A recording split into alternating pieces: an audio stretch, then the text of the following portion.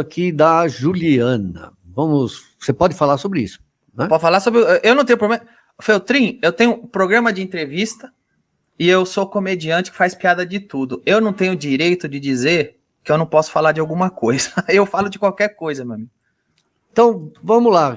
O Ministério Público pediu o arquivamento disso. Você se sente magoado com o que aconteceu? Você sente que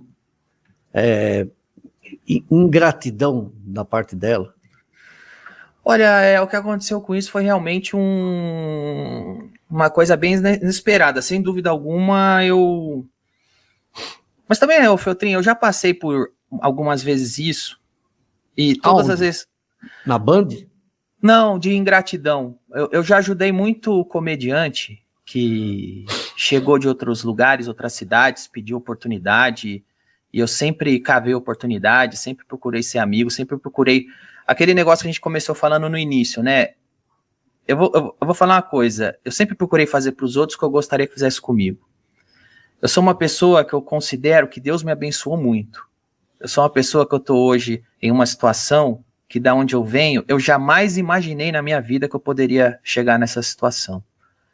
E não acho que é a minha capacidade, eu acho que é uma bênção de Deus. Eu acredito que eu não confio na força do meu braço, embora eu trabalhe muito.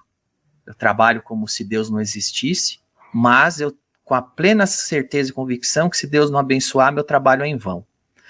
Então eu sou uma pessoa que me considera muito, muito abençoada por Deus. E eu, sempre que alguém me pede alguma coisa, eu tento fazer por essas pessoas tudo que eu posso, porque Deus fez por mim tudo que eu não merecia.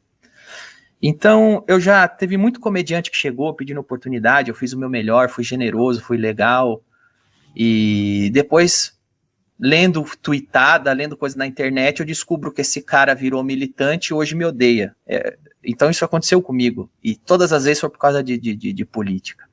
Pessoas que eu ajudei de fato, que eu fui generoso, que eu fui bacana, de repente eu entro na internet e o cara tá lá, me xingando, porque durante... Você hoje, o partido dele.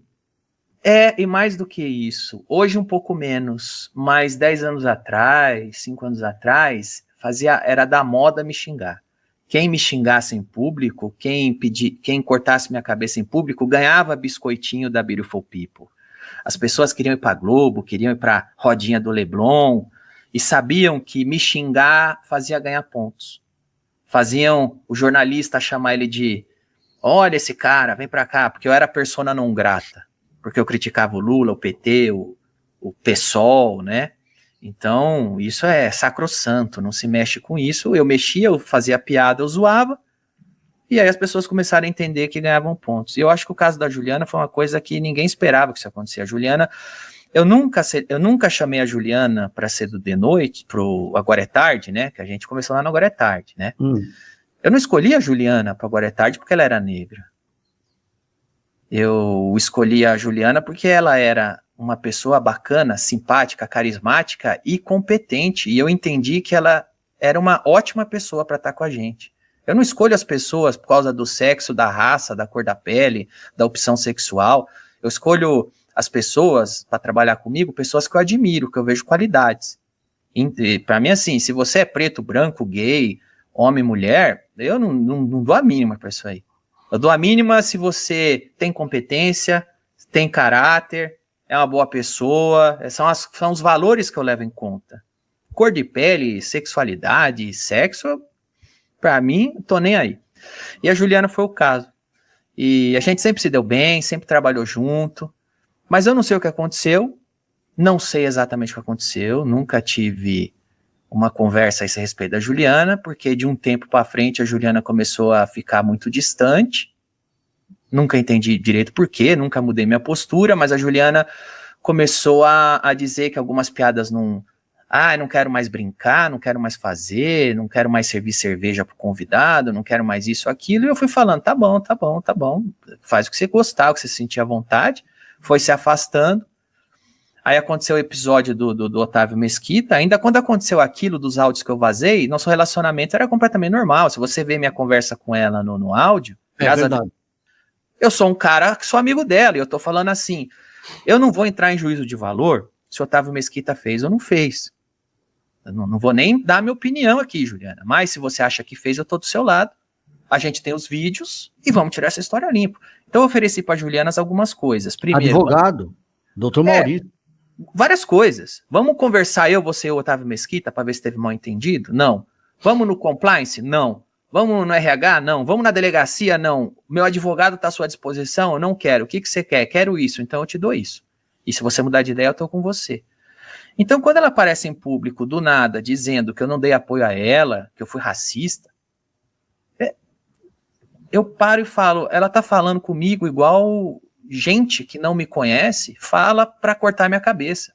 Ela está falando comigo igual militante. Para você ser demitido. Fala, igual militante fala. Tipo assim, o Danilo é racista, o Danilo é a favor do estupro.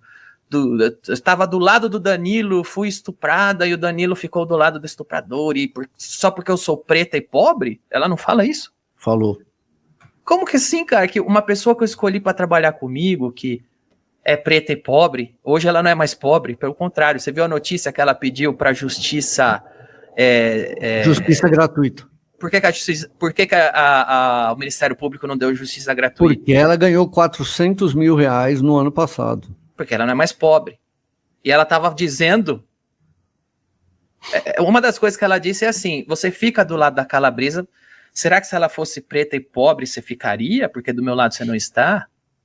Como que eu não fiquei do lado dela? E o que acontece é o seguinte, ela diz o seguinte, o Danilo não ficou do meu lado porque eu não sou branca e rica como a Calabresa. Primeiro que a Juliana é rica, eu dei uma carreira para ela que deixou ela rica. Não sei hoje o que ela fez com o dinheiro, mas que ela quando eu vim da Band... Mais do que 99% da população. Nenhuma pessoa com uma posição igual a dela na TV ganhava o que ela ganhava. Porque eu negocio o salário dela. Não tem produtor nem na Globo, é verdade. É isso, não tem. Tá?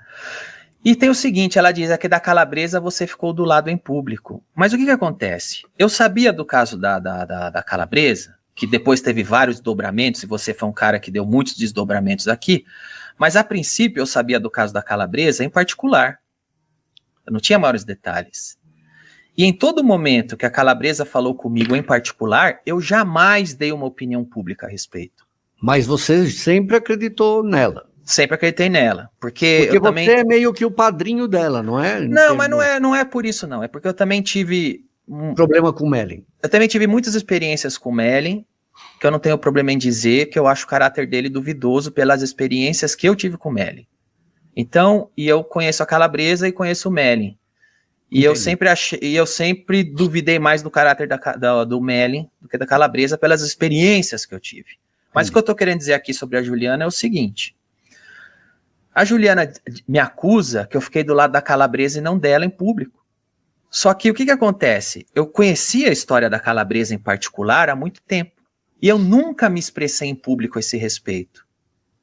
Eu só me expressei em público a respeito da Calabresa o dia que a Calabresa decidiu tornar a história dela pública. Porque eu não tenho o direito de pegar uma história que estava em particular com alguém e torná-la pública. Apenas o dia que a Calabresa foi na revista Piauí, deu declaração, entrevista, aí eu me senti no direito de vir em público e prestar meu apoio à Calabresa. Só que a Juliana nunca, como você ouve nos áudios, ela jamais quis deixar a história pública. Então como que eu posso aparecer em público e apoiar a Juliana? Então a Juliana me acusa que eu apoiei a Calabresa, mas não ela. Só que a Calabresa eu só apoiei o dia que a Calabresa deixou a história pública. E a Juliana nunca quis deixar a história pública. Você mudou de ideia com relação à Calabresa em alguma coisa? Cara, eu conheço bastante coisa do que a Calabresa disse, e eu também vi muita coisa que você disse a respeito do Mellin. Eu tenho minha opinião eu acho também que é assim, rei deposto é rei morto, né? Enquanto o cara tá lá no... enquanto o cara tá lá no trono... Eu sempre achei nojenta as brincadeiras do Mellin ali, mas era aceitável enquanto ele tava no trono, né? Depois que o cara é deposto, aí aparece todo mundo. Mas eu acho que ele... Não sei assédio sexual, mas eu acredito em assédio moral, porque eu conheço ele, mas enfim, também tem o caso o Mellin me processou e perdeu também, porque eu fiz piada com as notícias e ele perdeu.